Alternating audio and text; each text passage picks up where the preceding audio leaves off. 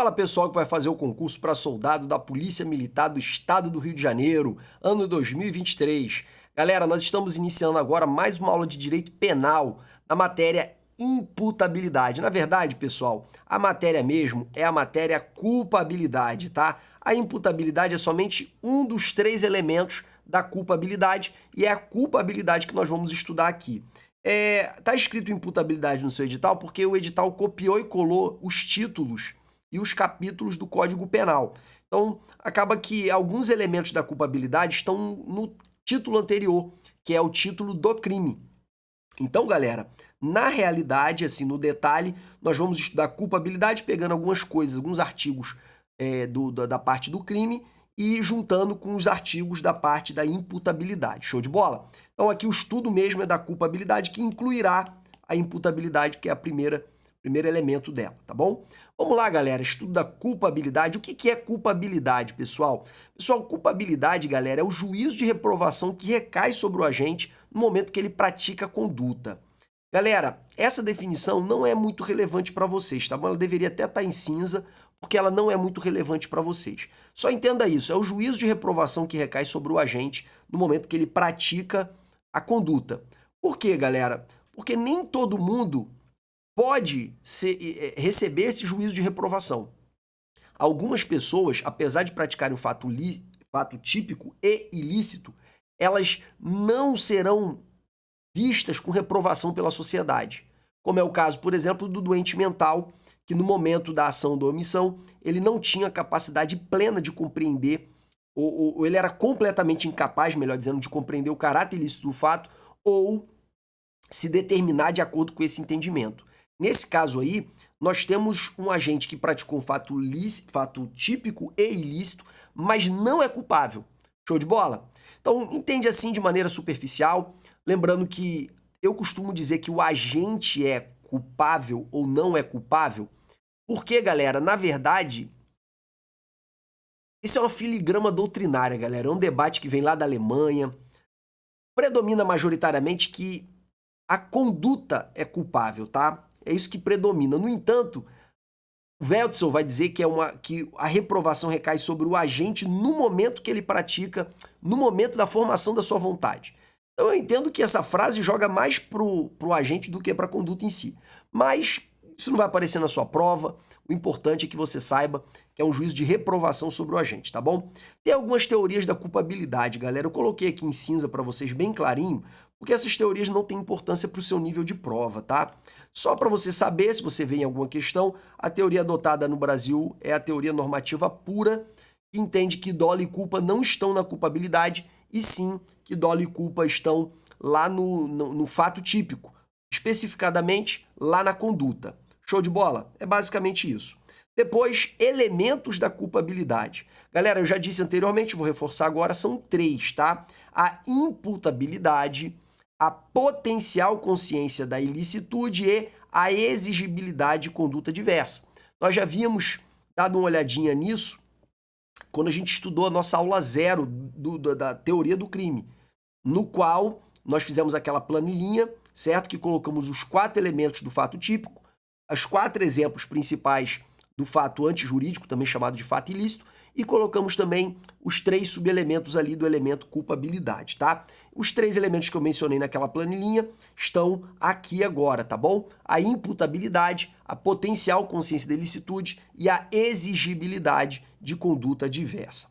Galera, continuando, nós daqui a pouco vamos ver cada um desses em detalhes, tá? Deixa quieta essa informação, que ela é só introdutória. Vamos lá agora. Causas excludentes da culpabilidade. Galera, quando aparece essa expressão cláusula excludentes, é o que exclui a culpabilidade. Show de bola? É o que afasta a culpabilidade. E se afasta a culpabilidade, afasta o crime. Porque crime tem que ter cumulativamente fato típico, ilícito e culpável. Show de bola? E aí o Código Penal, galera, quando estiver falando de excludente de culpabilidade, ele vai usar a expressão fica isento de pena, tá bom? Ele vai usar essa expressão aqui. No caso da excludente de ilicitude, ele usa a expressão não há crime. E aqui, na excludente de culpabilidade, ele usa a expressão fica isento de pena. Outra coisa, quantas são as causas excludentes de culpabilidade? Pessoal, nós temos no básico, tá? No nível de prova de vocês, nós temos 6, tá bom? 3 que excluem a imputabilidade, uma que exclui a potencial consciência da licitude, que é o erro de proibição, e 2 que excluem a exigibilidade de conduta diversa. Essas 6 nós veremos aqui em detalhes, tá bom? Que excluem a culpabilidade, tá? Então aqui, ó, 3 vão excluir a imputabilidade, uma vai excluir a potencial consciência da licitude e 2 vão excluir a exigibilidade de conduta diversa, tá?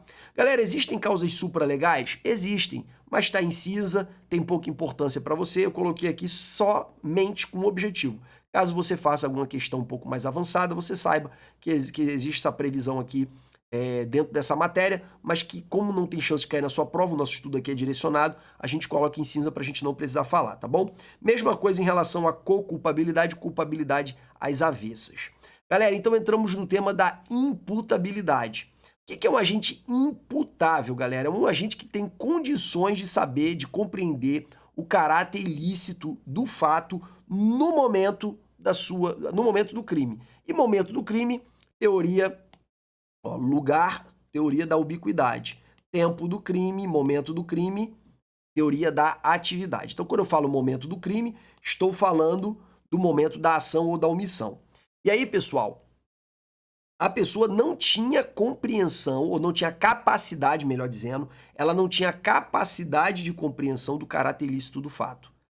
E aí, galera, existem teorias que tentam explicar da onde vem essa incapacidade, tá? Primeira teoria é a teoria biológica. Ela vai dizer que o que importa é a incapacidade biológica. E aí vai privilegiar, no caso, a doença mental. Show de bola? Só que, galera, o Brasil não adotou a teoria biológica para a doença mental, tá? O Brasil adotou a teoria biológica para o menor de 18 anos, que vai ser presumivelmente incapaz. O critério biológico aqui é o critério da idade e vamos acrescentar ao critério da idade uma presunção absoluta. Existe uma presunção absoluta de que ele não é capaz de compreender o caráter ilícito do fato. Ainda que ele seja na prática, e normalmente é, principalmente o adolescente. Então esse critério aqui não foi adotado no Brasil em relação ao doente mental, tá? Não basta ser somente doente mental, e a gente vai ver isso daqui a pouco. O outro é o critério psicológico, que é o critério que acha que é indiferente ter doença mental ou não, o aspecto biológico. É indiferente. O que importa é se no momento ele não era capaz de entender. E aí essa teoria acabou sendo adotada no caso da embriaguez, tá bom? Que a gente vai ver daqui a pouco também, mas ela não foi adotada em relação ao doente mental. E qual foi o entendimento em relação ao doente mental? Foi o biopsicológico, que junta a questão psicológica com a questão biológica, ou, na ordem, a questão biológica com a questão psicológica. E aí é o caso do doente mental, tá? Que além da doença mental, ele também tem que ser incapaz de entender o caráter ilícito do fato ou de se determinar de acordo com esse entendimento no momento da ação ou da omissão. Então, no caso do doente mental, deixe claro isso na sua mente, tá? Foi o critério biopsicológico. Professor, por que você deixou isso em cinza? Porque essas teorias propriamente, galera, elas não são tão relevantes assim para o teu nível de prova, tá bom? Elas não são tão relevantes. Eu só coloquei elas em cinza principalmente por causa dessa daqui, ó, da biopsicológica. Por quê? Porque tem muita questão de prova que pede para você dizer se só a doença mental por si só é suficiente para gerar inimputabilidade. E não é, pessoal, porque no caso da doença mental, o critério é biopsicológico. Tem que ter a doença, e claro que a expressão da lei não é só doença mental ou desenvolvimento mental deficiente ou retardado, tá? E aí, galera, mais a incapacidade de entender o caráter ilícito do fato no momento da ação e da omissão. Então, na hora, ele não sabia o que ele estava fazendo. Porque tem gente que é doente, mas no momento da ação ou da omissão, ele sabe exatamente o que ele está fazendo. Vamos falar aqui um exemplo de uma pessoa portadora de uma esquizofrenia. Essa pessoa pode ter vários momentos de lucidez e pode ter momentos de surto. Então, nesse caso aí, galera, nós temos os dois critérios juntos, tá bom? Não basta um só critério. No caso da doença mental, o critério é biopsicológico. Galera, agora vamos começar a analisar cada uma das hipóteses, tá? Cada uma das hipóteses de inimputabilidade, tá bom? E aí, a primeira delas é a menoridade, quer dizer, é o menor de 18 anos. Como nós temos um artigo, vamos fazer a leitura dele, né? Porque o examinador ama cobrar literalidade.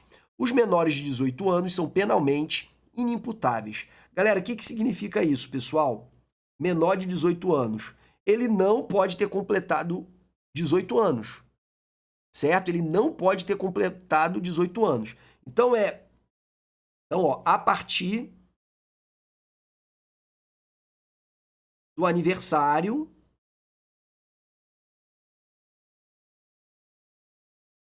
de 18 anos, ele não é mais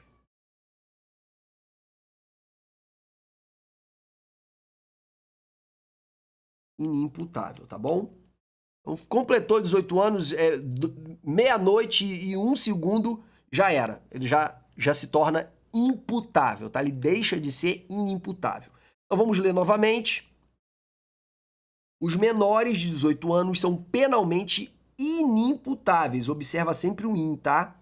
Inimputáveis. Ficando sujeitos às medidas estabelecidas na lei especial. Que lei especial é essa, pessoal? É o ECA.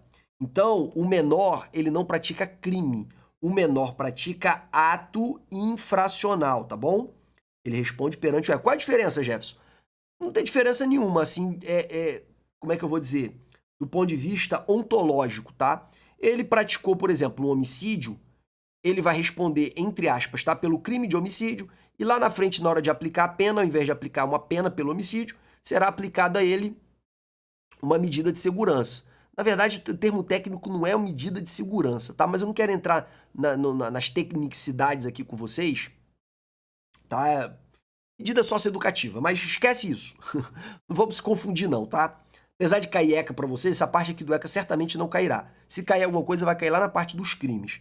Então esquece isso. Só lembre que o menor, ele não pratica crime, ele pratica ato infracional, tá bom? Eu coloquei outras observações aqui em cinza também, que tem menor importância, como por exemplo, não há exceção. Porque às vezes a pegadinha de prova e se ele for emancipado? Não faz diferença, galera. Não faz diferença. O critério é da idade, tá bom? Outro ponto que também está previsto na Constituição. Então, alguns doutrinadores vão dizer que isso é cláusula pétrea. Galera, embriaguez é a segunda causa de inimputabilidade. No entanto, aqui nós temos 3 tipos de embriaguez diferentes, tá? Vamos analisar cada uma delas. A primeira de todas é a que torna o indivíduo isento de pena, que ela tem que necessariamente ser involuntária ou acidental. Aqui essas expressões estão como sinônimos, tá, pessoal? Involuntário ou acidental. Na verdade, a lei fala que em caso de caso fortuito ou força maior. O que significa isso? Foi completamente involuntário ou foi completamente acidental. Essas duas expressões aqui estão como sinônimos para vocês, tá? Segundo lugar, tem que ser um embriaguez completo. O cara tem que ficar doidão mesmo, tá bom?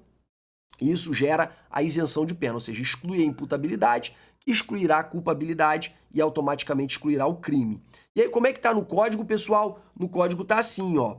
É isento de pena o agente que por embriaguez completa, primeira embriaguez tem que ser completa, tá bom? Proveniente de caso fortuito e força maior, isso aqui, se você souber isso aqui, você já mata as questões de prova, tá bom? Pro teu nível de prova. Era, ao tempo da ação ou da omissão, inteiramente incapaz de entender o caráter ilícito. Ele era inteiramente capaz de entender o caráter ilícito do fato. Eu nem vou marcar essa expressão porque ela... Você vê, eles focam tanto nessas duas primeiras que eu nem vou marcar a próxima, tá? Que necessariamente seria importante, mas para tuas provas não são, tá? Que é inteiramente capaz de entender o caráter ilícito do fato ou de determinar-se de acordo com esse entendimento. Galera, essa é a embriaguez que isenta de pena. Isenta de pena, tá bom? Vamos para a segunda, que é a embriaguez, mais uma vez, involuntária ou acidental, tanto termos sinônimos, tá bom? Ou seja, decorrente de caso fortuito e força maior, que é incompleta. Quer dizer, o cara não está completamente doidão não, tá bom? Nesse caso, pessoal, nós não teremos isenção de pena, tá? Nós teremos redução de pena. E aí vem o artigo e diz: a pena pode ser reduzida de 1 a 2/3 se o agente, por embriaguez proveniente de caso fortuito ou força maior, não possuía, ao tempo da ação ou da omissão, a plena capacidade. Então, ele não possuía a plena capacidade de entender. Tá bom? Por isso ela é incompleta, tá? E aí, pessoal, vamos pensar aqui em duas situações diferentes, tá? O camarada foi pra baladinha, tomou um remédio controlado, não sabia, o médico não avisou, vamos dizer que ele não leu na bula, mas quem é que lê na bula, né? Acho que nenhum juiz ia exigir que alguém lesse a bula. Enfim, ele não sabia, um remédio raro, ele tomou o remédio, chegou na baladinha, tomou uma dosezinha, um gole de bebida alcoólica e ficou completamente louco, louco, sem nenhum juízo, entendeu? E aí ele se envolveu numa briga, deu uns socos lá no cara, arrebentou a cara do cara toda. Então, em tese, a princípio, ele praticou o crime de lesão corporal. Pode ser leve, grave ou gravíssima, conforme nós estudaremos ainda, tá bom? Mas nesse caso, pessoal, que ele tá loucão, não sabe nem o que tá fazendo, no dia seguinte não vai nem lembrar. Nesse caso, galera, ele pratica crime. Galera, para praticar crime, a conduta dele tem que ser culpável. Para a conduta dele ser culpável, ele precisa ser imputável. Ele é imputável? Não, pessoal, ele não é, porque sua embriaguez foi involuntária. Em segundo lugar, ela foi completa. Logo, ele não é imputável, ele é um inimputável. Se ele é um inimputável, não tem crime. Se não tem culpabilidade. Se não tem culpabilidade, não tem crime. Agora vamos pensar numa segunda situação. Esse mesmo camarada com o mesmo remédio, com a mesma bebida, só que ele não fica completamente doidão. Ele meio que sabe o que ele tá fazendo, mas ele tá muito louco já, tá? Nesse caso, galera, ele deu os socos, deu os supapos, arrebentou a cara do cara. Ele responde pelo crime? Sim, pessoal, ele é imputável. Então, nesse caso aqui, ele tem sim culpabilidade. No entanto, na hora de aplicar a pena, o juiz vai dar uma redução de 1/3 a 2/3, tá? Essa redução aqui, ó, de 1 a 2/3. Então, ele é imputável. Se a embriaguez é incompleta, se ele não está completamente doidão, essa embriaguez ela só vai reduzir a pena, ele é imputável. E por fim, pessoal, aqui a pegadinha que mais cai em prova dessa matéria, tá? Isso aqui, se eu fosse você, eu colocaria aqui, ó, um asterisco desse tamanho na hora do seu estudo. Porque isso aqui chove em prova, chove. Quando eles querem cobrar culpabilidade para o nível de prova média, eles amam cobrar isso aqui, que é o caso da pessoa que tem uma embriaguez voluntária ou culposa. Galera, embriaguez voluntária ou culposa não afasta a culpabilidade, não importa o quão doidão o cara esteja. Não importa, não faz diferença. Se ele se embriagou porque ele quis, vou beber até ficar doidão, embriaguez voluntária. Ou porque ele não quis, mas também não tomou cuidado, que é o cara que começa a beber 1, 2, 3, 4, 5, vai embora, daqui a pouco tá doidão. Ele não se programou para ficar embriagado, mas ele foi se embriagando e por falta de cuidado.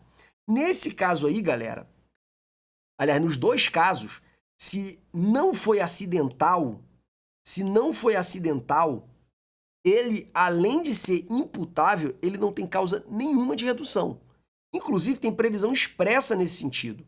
Não excluem a imputabilidade penal a embriaguez voluntária ou culposa. A grande pegadinha de prova, pessoal, é essa culposa aqui, tá? A grande pegadinha de prova. Ele fala que o camarada começou a beber sem a intenção de ficar embriagado. Porém, com o passar do tempo, ao misturar as bebidas, ele ficou completamente louco. E aí ele chegou e socou a cara de alguém e a pessoa veio a óbito. Nesse caso, ele ficará isento de pena, pessoal? Sim ou não? Não. Por quê, galera? Não confunda culposa com caso fortuito e força maior, tá bom? Associe o caso fortuito e força maior a acidental. Ele ficou por acidente. Tá? Se ele foi bebendo e se descontrolou, isso não é acidental. Então, esse é um detalhe que você precisa ficar atento. Se eu coloquei esse asterisco aqui, galera, quando vocês assistirem as aulas de correção, vocês vão ver a quantidade de questões que exploram isso. Então, fique atento, tá bom? Próximo ponto, a doença mental ou desenvolvimento mental retardado ou incompleto. Aqui, galera, é retardado ou incompleto, tá? Vou acrescentar isso aqui para ficar completinho.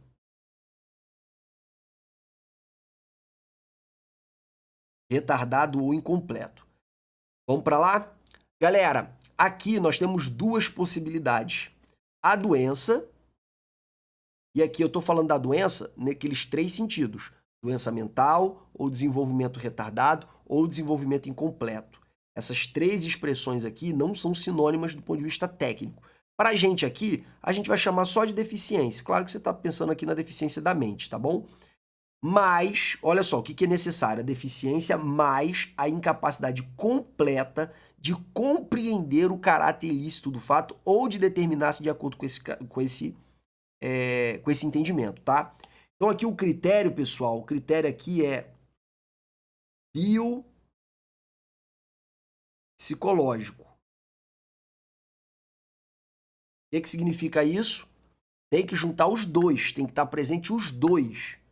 Se ele não tinha a doença, não adianta. Se ele tinha a doença, mas na hora ele sabia o que ele estava fazendo, não adianta também, tá bom? Tem que ser os dois juntos. Show de bola? Aí aqui, galera, nós temos um artigo com a previsão. Vamos analisar esse artigo. Artigo 26. É isento de pena o agente que, por doença mental ou desenvolvimento mental incompleto ou retardado, era ao tempo da ação ou da omissão, inteiramente, tá? Incapaz de entender o caráter ilícito do fato ou de determinar-se de acordo com esse entendimento. Galera, é o que eu acabei de falar. Tem a deficiência, mais a incapacidade de compreensão ou de autodeterminação. Show de bola? E a segunda hipótese, pessoal, que essa hipótese aqui, ela é uma hipótese que fala da incapacidade incompleta. Ele tem a deficiência, é o exemplo que eu dei anteriormente, de uma pessoa esquizofrênica, ou portadora de esquizofrenia, que tem os seus surtos, mas tem períodos também de lucidez. Nesse caso aí, galera,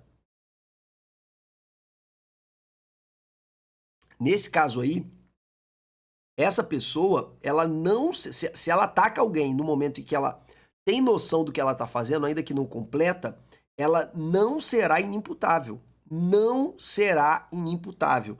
O que ela será, Jefferson? Ela será uma semi-inimputável, que vai gerar uma redução de pena, mais ou menos como acontece lá na embriaguez, tá bom? A embriaguez acidental incompleta. Aqui, a doença é doença, que não tem negócio de completa ou incompleta, mas a capacidade que pode ser completa ou incompleta, tá bom? E aí ele vai ser um semi-imputável e vai ter uma redução. Como assim, Jefferson? Tá aqui escrito, pessoal. É igualzinho ao anterior, só que diz que, se não for completa, tá, essa incapacidade de compreensão ou de autodeterminação, aí ele vai ter uma redução de 1/3 a 2/3 também. Tá? Então aqui é um caso de semi-imputabilidade. Outra observação, galera, que está em cinza tanto aqui quanto aqui em cima, é que essa pessoa, esse aqui de cima, ele vai a juízo e ele será condenado. Só que ele não será condenado. Ele receberá uma sentença de absolvição imprópria. Ele é absolvido, porque para ter crime tem que ter os 3 elementos e ele não é culpável. Porém, será aplicada a ele uma medida de segurança. Medida de segurança é uma internação ou um tratamento ambulatorial por causa da deficiência mental dele, tá? No caso do semi-imputável, ocorrerá que ele ficará preso se ele não for considerado perigoso. Se ele for considerado perigoso, aí ele vai para a medida de segurança também. Show de bola? Vamos então avançar, vamos prosperar. Observações, tá? A emoção e a paixão, galera, não excluem, vou falar 10 vezes, porque isso aqui chove em prova, não excluem a imputabilidade. Tem previsão expressa, é por isso que cai muito. Não exclui a imputabilidade penal, a emoção ou a paixão. Você vai ver, galera, expressões também durante o estudo do direito penal. Por exemplo, quando vocês estudarem comigo o artigo 121, vocês vão ver uma causa lá privilegiadora do homicídio. Tecnicamente é uma causa de redução, mas a gente chama de homicídio privilegiado, tá? Inclusive a jurisprudência. Pessoal, esse homicídio privilegiado é quando a pessoa pratica o homicídio sob o domínio de violenta emoção. Aí ele tem uma causa de redução de pena. Agora, também tem a expressão influência de violenta emoção, que é um atenuante. Tá? Em todas as hipóteses, inclusive quando aparece sua emoção pura, em todas as 3, indiferentemente, não excluem a imputabilidade. Tá? Ele será imputável. Pode ter um atenuante lá na frente? Pode. Pode ter uma causa de diminuição de pena no homicídio? Pode.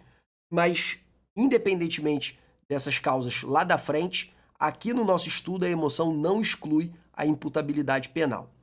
Tem outros assuntos aqui, pessoal, que eu botei em cinza também que não são tão relevantes, tá? Vou falar rapidamente, não se preocupe em estudar isso. Índio não integrado. Galera, o índio integrado, ele é uma pessoa normal, como a gente.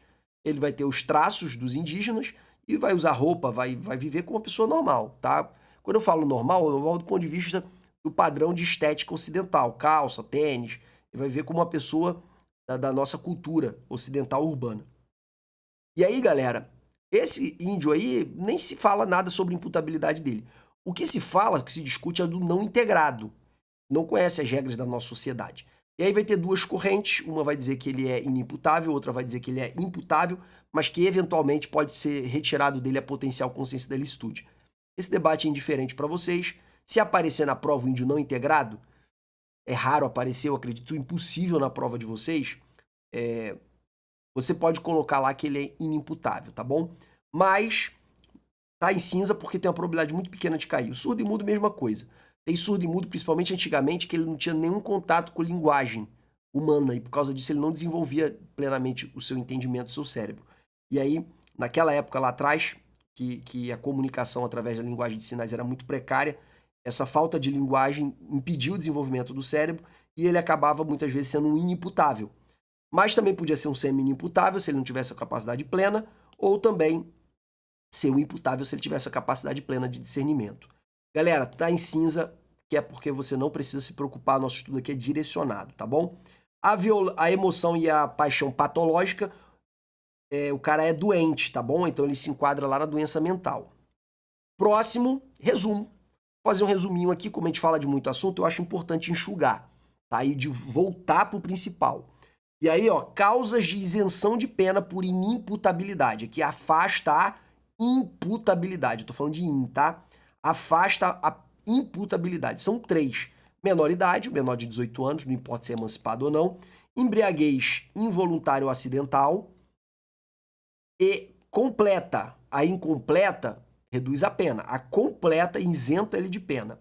E a doença mental e a incapacidade total de entender o caráter ilícito do fato, quer dizer, incapacidade de compreensão, ou de se autodeterminar, tá bom? Aí nesse caso aqui você tem 3 hipóteses de isenção de pena por causa de inimputabilidade. Sim, aqui é importante, ó. Inimputabilidade. Próximo, causas de diminuição de pena. Aqui eu já citei para vocês, a embriaguez involuntária / acidental, que é decorrente de caso fortuito força maior, incompleta, reduz a pena de 1/3 a 2/3, e no caso da doença mental, mais a incapacidade parcial de entendimento, nós temos aí também uma causa de diminuição de 1/3 a 2/3. Jefferson, e na menoridade? Menoridade ou é ou não é, pessoal. Aqui não tem parcialidade não, tá bom? Só na embriaguez e na doença mental que vai ter a parcialidade aí. E não isenta de pena, previsão expressa, tá? Paixão ou emoção. Isso aqui era para ser um 2, tá? Acabou que ficou assim, um errinho da edição, tá bom? E a embriaguez voluntária ou culposa, destaque para culposa, tá? Destaque para culposa. Por quê? Porque nas historinhas que o examinador conta, ele tenta te derrubar aqui, tá bom? Vamos lá, galera. Matamos aqui a imputabilidade, tá? E já vimos aqui no final as causas de inimputabilidade. Vamos agora para a potencial consciência da ilicitude. Galera, a potencial consciência da ilicitude é uma capacidade do agente de conhecer o fato. Ele é capaz de conhecer, melhor dizendo, o fato não, ele é capaz de conhecer que o que ele está fazendo é ilícito. Ele tem que ter essa capacidade, ele tem que ter essa aptidão de ter esse conhecimento. Senão, ele não será culpável. Show de bola? Vamos ver como é que está previsto na lei, galera? Está previsto na lei assim, ó. O desconhecimento da lei é inexcusável. Decore isso aqui, tá? Decore isso aqui. Isso aqui às vezes aparece em questão literal também. O desconhecimento da lei é inexcusável. O erro sobre a ilicitude do fato, se inevitável. Aqui, galera, sobre a ilicitude do fato, é o que a gente chama de erro de proibição. O erro de proibição. Se inevitável, isenta de pena. Se evitável, poderá diminuí-la de 1/6 a 1/3. Então você tem 2 formas de erro de proibição, a inevitável e a evitável. Jefferson, por que você fica lendo os artigos aqui pra gente? Porque é o artigo que cai, galera. Numa aula para a galera um nível um pouquinho mais acima, para um concurso um pouquinho mais acima, para dar mais dinâmica para a aula, a gente não lê os artigos, tá bom? A gente só fala das características principais e manda o aluno ler. Aí o aluno que se vire para ler. Aqui com vocês é importante eu ler, porque de repente eu vejo aqui uma expressãozinha que eu acho que é um pouquinho mais difícil, que eu dou uma esclarecida, sem falar que você vai pegar a sua apostila de legislação e vai rabiscar igual eu estou fazendo aqui. Porque você precisa ler lei seca, não tem como passar em concurso sem ler lei seca. E ter um direcionamento dessa leitura também ajuda, tá bom? Então aí, ó, quando você estiver assistindo essa aula, dá uma pausazinha, marca seu código ou marca sua apostila de lei seca para você ter condições de realizar essa prova com um bom aproveitamento, tá bom? E aí, pessoal, nós vamos agora prosseguir para o parágrafo único. O que diz o parágrafo único? Considera-se inevitável o erro se o agente atua ou se omite sem a consciência da ilicitude do fato. Ó, sem a consciência da ilicitude do fato. Isso aqui é o erro de proibição. Ele não sabe que o fato é ilícito, ele sabe o que ele está fazendo. Daqui a pouco eu vou mostrar a diferença do erro de tipo para o erro de proibição. Ele sabe o que ele está fazendo. Ele sabe o que ele está fazendo. Ele só não sabe que o que ele está fazendo é errado. Tá? Quando lhe era possível, nas circunstâncias, ter ou atingir essa consciência. Aqui a gente está falando de evitável. Vou marcar aqui a expressão evitável. Show de bola? E aí, galera, temos o inevitável e temos o evitável. O parágrafo único, ele explica qual é o inevitável, tá? Show de bola? Eu coloquei algumas observações em cinza aqui também, pessoal, para caso você queira, no momento de fazer a revisão, dar uma lidinha e tal, vai que você encontra alguma questão por aí, pelo menos você tem uma noção do que se trata, tá bom? Eu destaquei aqui alguns exemplos para vocês, tá? De aplicação aqui desse dispositivo. Então, só que antes de eu citar esses exemplos, eu quero deixar um pouquinho mais claro do que se trata. O que é que afasta a potencial consciência da ilicitude? O erro de proibição. A pessoa sabe o que ela está fazendo, mas não sabe que é ilegal. Jefferson, mas não está escrito que o desconhecimento da lei é inexcusável? Sim, galera, o problema aqui não é de desconhecer ou conhecer a lei. O problema é de interpretação da lei. Show de bola? O problema é de interpretação. Por exemplo, vem um holandês para o Brasil, ele sabe que aqui não pode fumar maconha. Pelo menos ele deveria presumir isso, tá? Porque lá na Europa não é todo país que pode. Então ele já sabe que quando viaja para fora ele tem que investigar. Aí ele procura saber e fica sabendo que o Brasil não pode. Como na Holanda, via de regra, não pode em todos os lugares. Quando ele vai passar o dia lá na praia de Ipanema, ele vê todo mundo fumando maconha. E ele decide fumar maconha também. Daqui a pouco vem um policial, aborda ele, leva ele preso por porte de droga para consumo pessoal. Nesse caso, galera, ele praticou crime? Pessoal, ele não praticou crime. Por quê? Porque apesar de saber que é proibido, ele imaginou que naquelas circunstâncias ali seria permitido. Ele não compreendia, ele não tinha consciência da ilicitude do fato naquelas circunstâncias. Ele interpretou mal. O que ele não pode fazer é dizer, não, eu não sabia que era proibido no Brasil.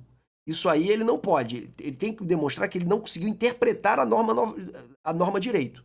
E quando eu falo aqui interpretar a norma, pessoal, ele não precisa ler a lei, tá bom? É de acordo com o juízo de uma pessoa comum. Fica sabendo, é proibido.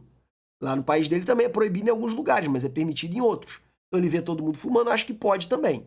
Tá bom? Então ele interpreta essa proibição de maneira equivocada. Então esse é um exemplo de erro de proibição que afasta a potencial consciência da ilicitude. Um outro exemplo é um maior de idade, acontece muito em cidade do interior, que se relaciona sexualmente com a menor de 14 anos. E, por exemplo, a menina tem 13, tem um corpo desenvolvido, é grande, tem menina que desenvolve muito rápido. E ele se envolve com essa menina afetivamente e começa a ter relacionamento com ela, e os pais permitem esse relacionamento. Permitem que ele durma lá na casa deles, por exemplo, permitam que ele tenha esse relacionamento íntimo. E ele já ouviu falar que é crime, mas como os pais autorizam, ele acha que pode. Então ele está aí no erro de proibição, tá bom? E eu destaquei outro exemplo para vocês, que é o camarada que não costuma pescar. Ele não tem o costume de sair para pescar. Ele raramente vai. E o dia que ele vai, ele pega uns peixinhos ali, daqui a pouco vem Bama e cata ele. Porque ele está pescando no período do defeso. Então, nesse caso aí, ele sabe que existem essas normas que proíbem. Mas ele viu outras pessoas pescando e ele imaginou que poderia. Tá? Então, nesse caso aí, ele também teve um erro de interpretação sobre essa proibição. Isso a gente chama de erro de proibição. Erro de proibição. Espécies de erro de proibição, galera. o evitável e o inevitável. Como é que é o inevitável? Aquele que qualquer pessoa normal, com aquele mesmo grau de escolaridade, com aquela mesma idade, chegaria à mesma conclusão. E o evitável? O evitável é que outras pessoas com aquele mesmo grau de escolaridade, de entendimento, com aquela mesma idade, chegariam a uma conclusão diferente, ou a grande maioria chegaria a uma conclusão diferente. Tá? Então, o inevitável para o evitável, você faz um juízo a partir do perfil da pessoa. Então, quanto mais idade ela tem, quanto mais instrução acadêmica ela tem, quanto mais abertura de entendimento ela tem, mais ela será responsabilizada, tá bom? Tem outros detalhes aqui, que, por exemplo, o erro de tipo e erro de proibição. Qual é a diferença?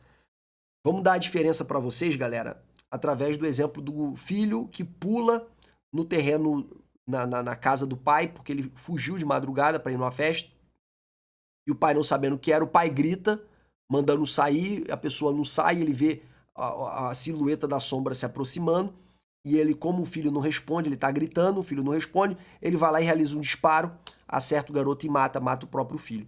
Ele está em legítima defesa, pessoal? Sim, ele está em legítima defesa putativa. Ele tem uma falsa compreensão dos fatos. Ele não interpretou bem os fatos. Tranquilo? Ele pensou que era um ladrão e, na verdade, era o filho. A compreensão dele da realidade, dos fatos, estava equivocada.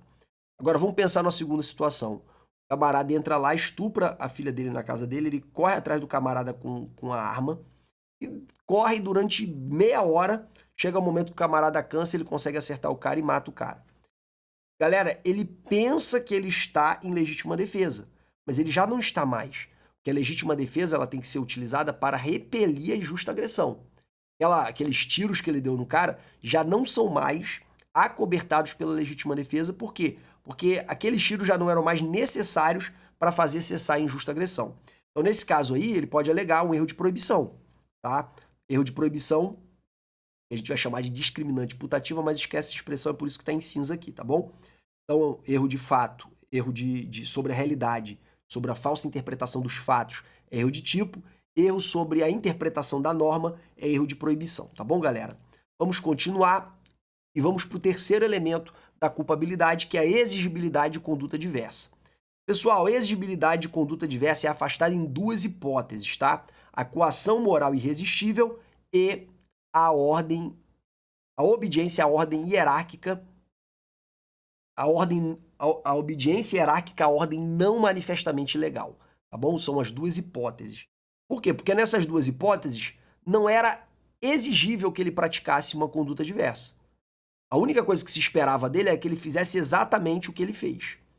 E aí a gente vai para o artigo 22 do Código, tá? O artigo 22 diz o seguinte: se o fato é cometido sob coação irresistível ou em estrita obediência à ordem não manifestamente legal, a coação irresistível, essa coação a gente vai ver aqui, que é a moral, tá bom?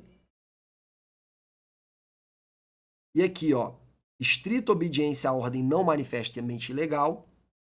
Esse não aqui merece um plus. E se a ordem for manifestamente legal, não isenta, tá bom? De superior hierárquico. Opa, tem que ser superior hierárquico. Aí aqui, ó, você coloca aqui serviço público, tá bom? Serviço público. Não é punível. Nossa, esse não aqui ficou. Esse aqui, horrível.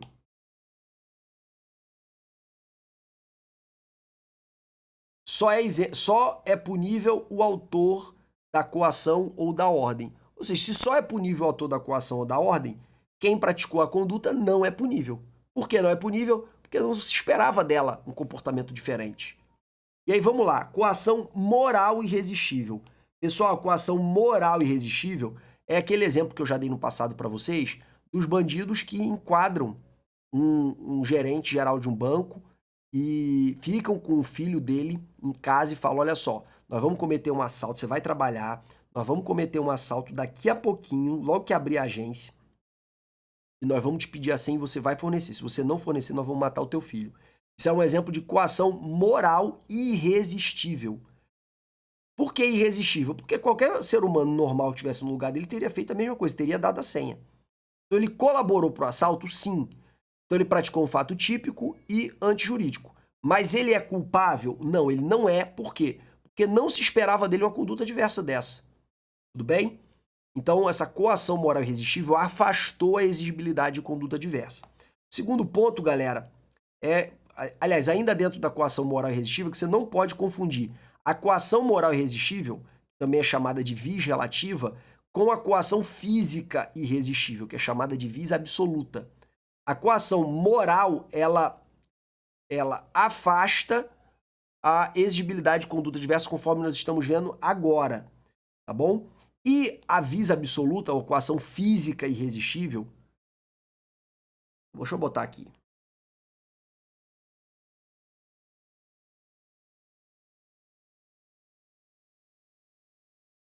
Que é a física,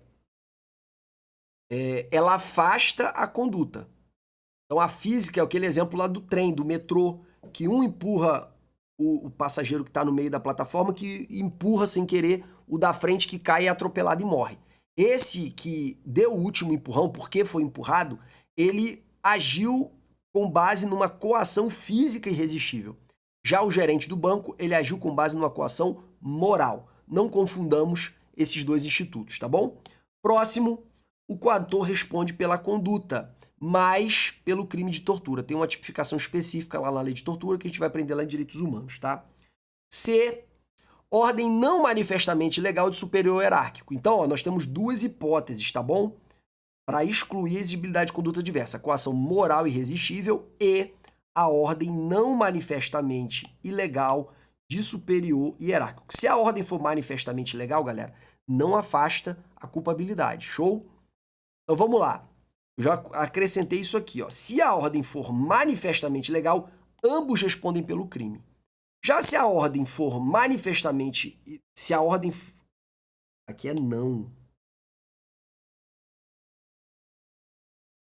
Se a ordem não for manifestamente legal, ou seja, se ela não for claramente legal, só o superior hierárquico responde. Nós temos a hipótese aí de autoria mediata, que é um assunto que não cai para vocês. E aí, galera, dito isso, nós vamos ver agora as excludentes. Nada do que a gente vai ver aqui, galera, é absolutamente novo. Nós só sistematizamos, nós só organizamos as três excludentes da imputabilidade, a excludente da potencial consciência de ilicitude, que é o erro de proibição, e as duas excludentes da exigibilidade de conduta diversa, beleza? Primeira coisa que eu quero destacar com vocês, pessoal, que você não pode confundir os termos, tá?